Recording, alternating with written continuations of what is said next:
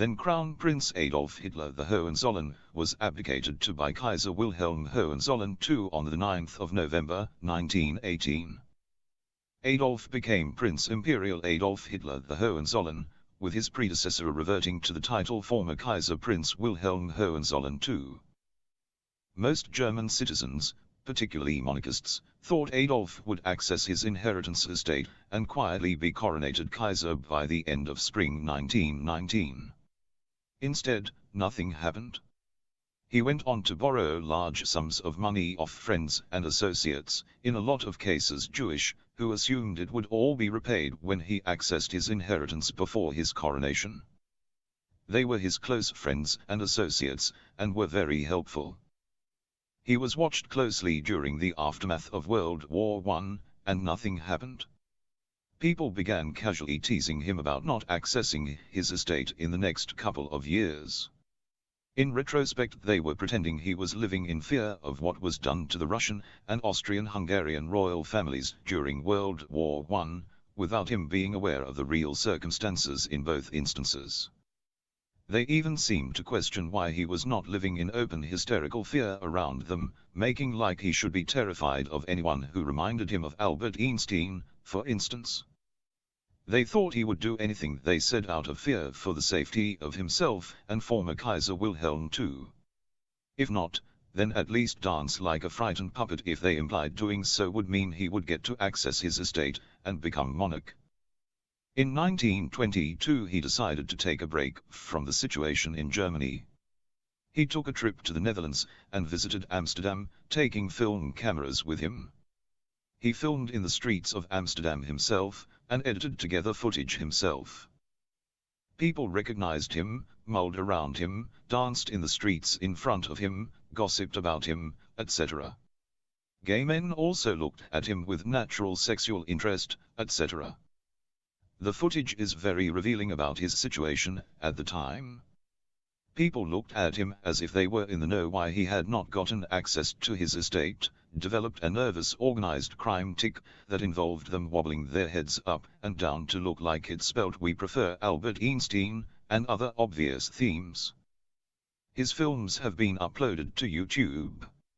A link to watch the film Then Prince Imperial Adolf recorded is available via the information icon in the top right of the viewing window. In the footage, you can see an attempt to tease him that a male with a briefcase may have documents for him to begin the succession, and give him what was required to access his inheritance. He ignored it because he knew how those documents were supposed to be delivered, and they could not be given to him in the street by a total stranger.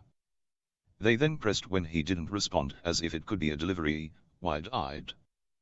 It turned into a very serious and unacceptable routine of tormenting him as often as possible, using the theme that he had to add a lady to his public life, take her everywhere, be seen with her and touching her, pretend he was in a sexual relationship with her, and even be impolitely rude in public pretending to mention sexual-themed information about her, or he would not get access to his estate.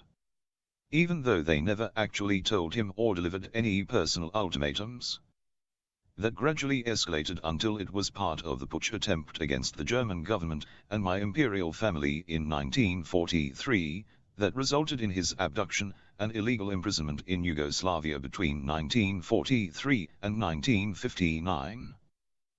There had been one badly planned Putsch attempt against my imperial family and the then German government before. It is known in faked historical records as the infamous Beer Hall Putsch of 1923. The faked fictional historical records nearly always incorrectly state that Adolf was behind the Putsch, which is not an equal and opposite reaction to the facts, but clearly the wrong way around at the least. It was actually an attempt to overthrow my Imperial Hohenzollern family Monarchy of Germany, likely involving an evil idiot called Albert Einstein in the themes and planning, who was by then a total psychopath running a terrorism cult, and then move on to the German government with any potential stolen resources. Prince Imperial Adolf returned to Germany after his trip to the Netherlands and made the decision to design a new imperial flag. It was partly because of the similarities his grandfather Kaiser Wilhelm I's flag had to the flag of the Netherlands. It was inspired by a diagram of his imperial family lineage chart and its most recent two-side branches, which was then turned into a monogram. Red, white solid circle, and a monogram based on the names Hitler and Hohenzollern, depending on which side the viewer was looking at it from, including when it was blowing in the wind. It is now copyrighted to me as its rightful owner.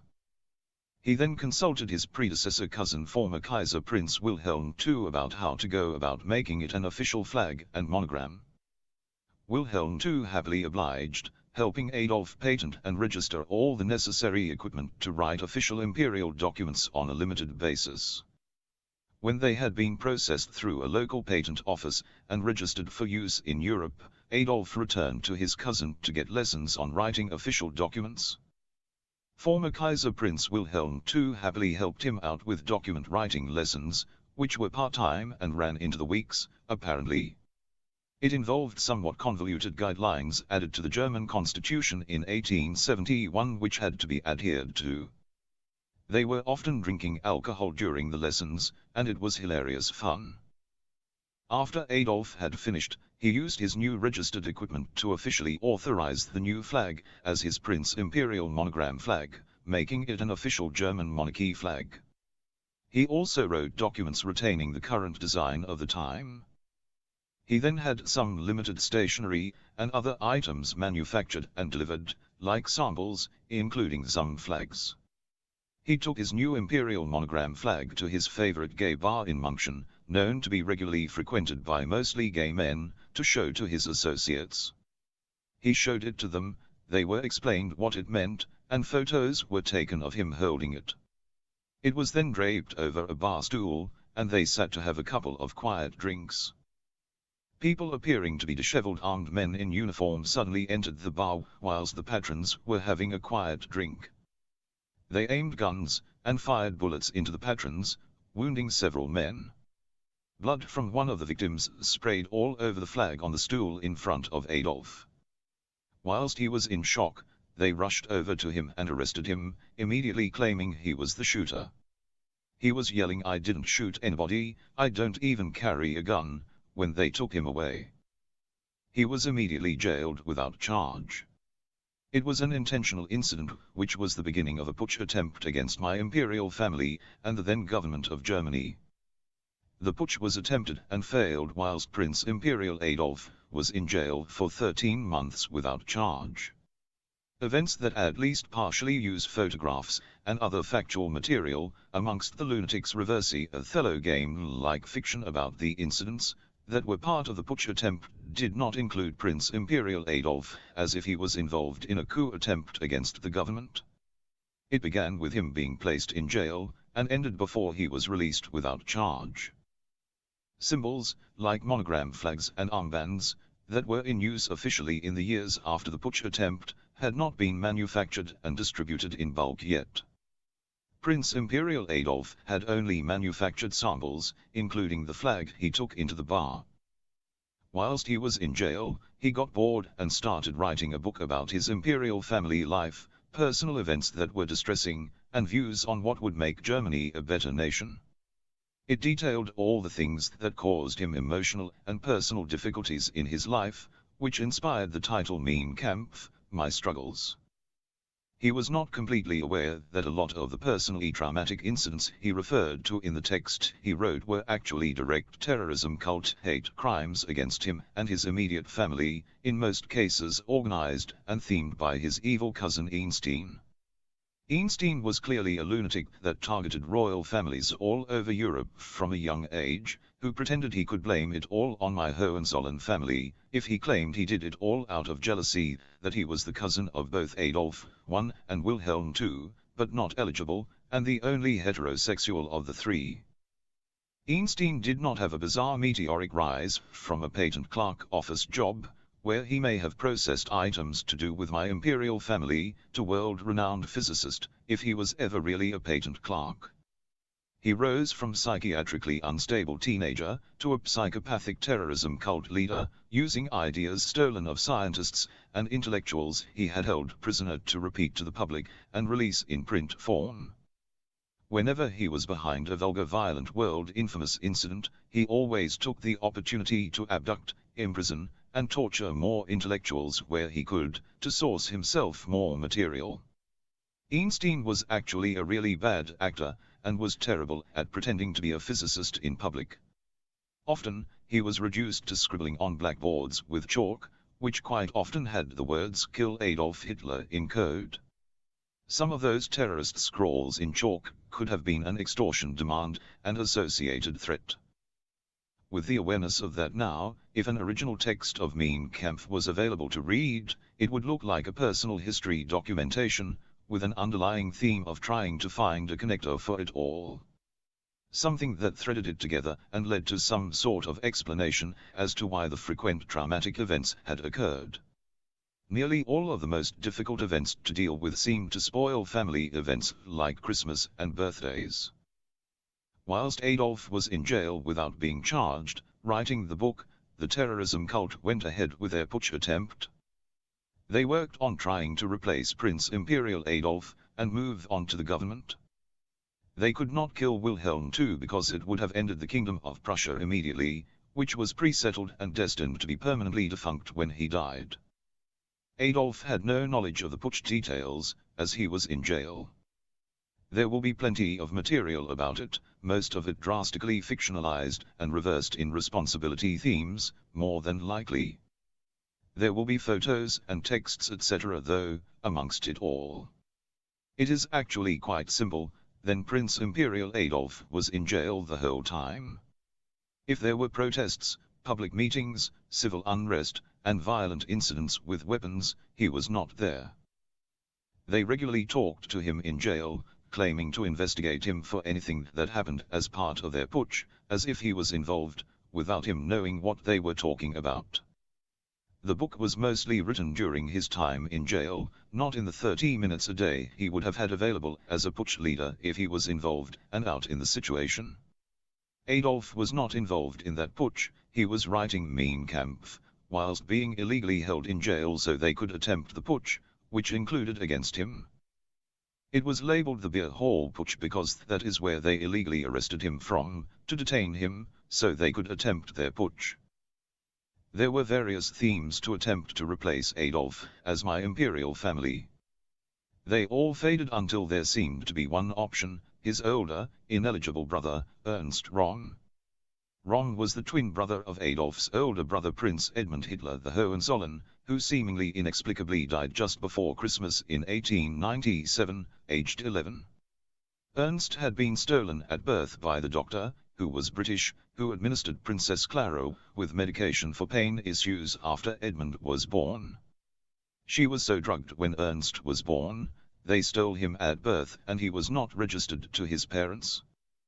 The royal couple, Prince Alois and Princess Clara, later came to the conclusion they had twins, but by then it was too late to find the twin and name it a prince or princess anyway, which would have been technically difficult, if not impossible. They had even discussed naming one baby Prince Wilhelm III with Kaiser Wilhelm I before the birth in 1886, as he had suspected Princess Clara may have twins. They investigated Ernst, coming up with a scenario where they could, maybe, get him interested in an attempt to steal my Imperial Family off Adolf during the putsch. The fictional theme was the idea that nobody really knew which one of him or Edmund had been born first, due to Princess Clara being medicated for pain. If Ernst was really born first, he should have held Prince Edmund's title, and be ahead of Prince Imperial Adolf to become Kaiser. Therefore they could pretend Adolf was the wrong guy. They were hoping Ernst was heterosexual, could be swayed to join them, get involved, and then they could replace him afterwards with a ring-in imposter, and the job would be done. They tentatively took a look at him amongst the incidents during the putsch attempt. Ernst turned out to be homosexual, a monarchist, a military type, and a mildly strict disciplinarian. He had also been disfigured in the face during World War I, where a standard-issue German army helmet saved his life, but his face was disfigured in the incident. See the information tab at the top right of the viewing window for some footage of his helmet. When they discussed replacing him after getting him involved, They tried to work through finding a look-alike to replace him with after the putsch, if he helped them. When things didn't go to their badly made plans, they gave up fairly quickly. Prince Imperial Adolf was in jail without charge for 13 months, until the perpetrator's putsch attempt finally failed. Ernst went on to become Adolf's go-to right-hand man during his days in politics. They approached Adolf in jail, and told him he would be released without charge. He was outraged and demanded a monetary payment for wrongful imprisonment and wrongful arrest, or he would sue in court. He was awarded an out-of-court settlement of 100,000 Deutschmarks per month he was in jail. A total of 1.3 million in 1924. He received the imperial monogram flag he took into the bivouac upon his release, which was with his personal belongings that were returned to him. It had been laundered, but had noticeable blood stains on it, and it became known as the Bloodfan. Prince Imperial Adolf quietly paid off his enormous debts with the settlement money, and receded away from attempts to resume his public and private life, and friendships. He bought an apartment with the settlement money, had the bloodstained flag nearby all times when he was home, and decided to focus on finishing the book Mein Kampf, and gave up on the succession completely. Eventually he was slowly coaxed out of his apartment to go to union rallies and other events he had attended before his time in jail. When he did show up, people started following him with his imperial flag displayed. He eventually started talking about his political-like agenda that he had written into the book, none of it anti-Semitic, and he was homosexual. He gradually got more involved, spoke publicly, and used money he had left from the settlement to fund himself into politics. The book was published. His political time with the Nazi Workers' Party was a deliberate attempt to capitalize on people's outrage and disapproval that he hadn't been made Kaiser by spring 1919, and had not accessed his inheritance estate yet.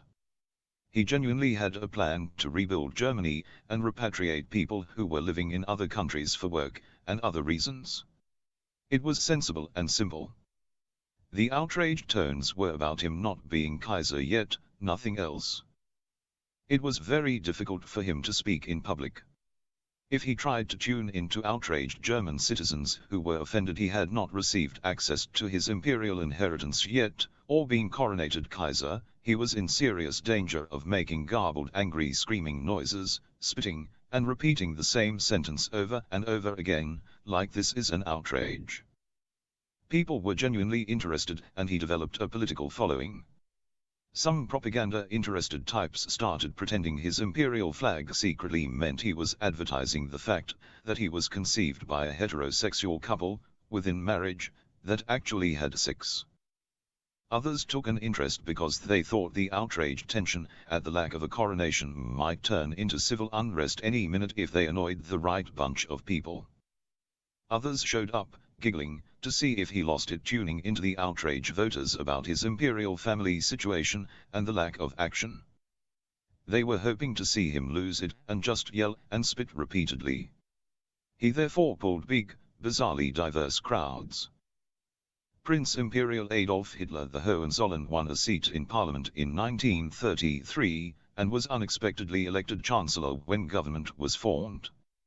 He ad-libbed a speech, as he had not prepared one for that eventuality.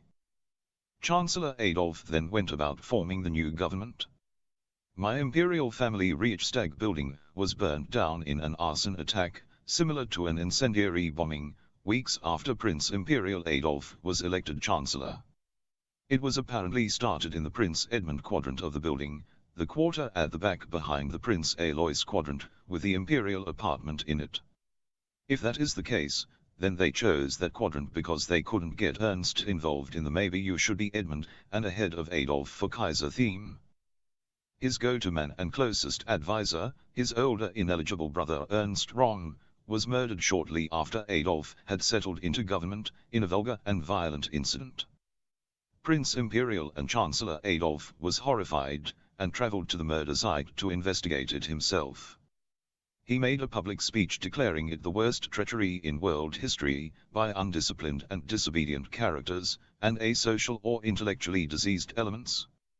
He was devastated for years. Pretending Prince Imperial and Chancellor Adolf ordered his older ineligible brother Ernst Röhm murdered himself, as if clearing out potential political and imperial competition, including as if Ernst was involved in the 1923 putsch against Adolf, is one of the most intensely offensive and outrageous misrepresentations of a friendship and political relationship in the history of the world. It is an extremely dangerous thing to run to propagandaland with. Pretending Adolf targeted Röhm due to his homosexuality is so offensive, it is like trying to describe getting to Alpha Centauri, as if taking a plane from Melbourne to Berlin. Prince Imperial Sir Brian Webb the Hohenzollern, until next time. When Kaiser Adolf I escaped prisoner of war jail in Yugoslavia in 1959, and settled in Italy under a diplomatic asylum agreement, he was shown material faked during his time in prison that blatantly incorrectly stated he was behind the putsch, as if leader of it, including the violence and deaths. It had been pathetically fictionalized, like a cartoon strip. Then he was shown falsified historical material that was an attempt to claim he had ordered the murder of his older ineligible brother Ernst Röhm himself, as if clearing out potential political and imperial competition, after labeling him an insurgent traitor. It went into gruesome details about the murder scene, and there was an attempt to claim that Adolf considered murdering Ernst himself, but only went to view the aftermath of the murder instead, to see how successfully it had been executed, as if he checked if Ernst's murderers followed his orders.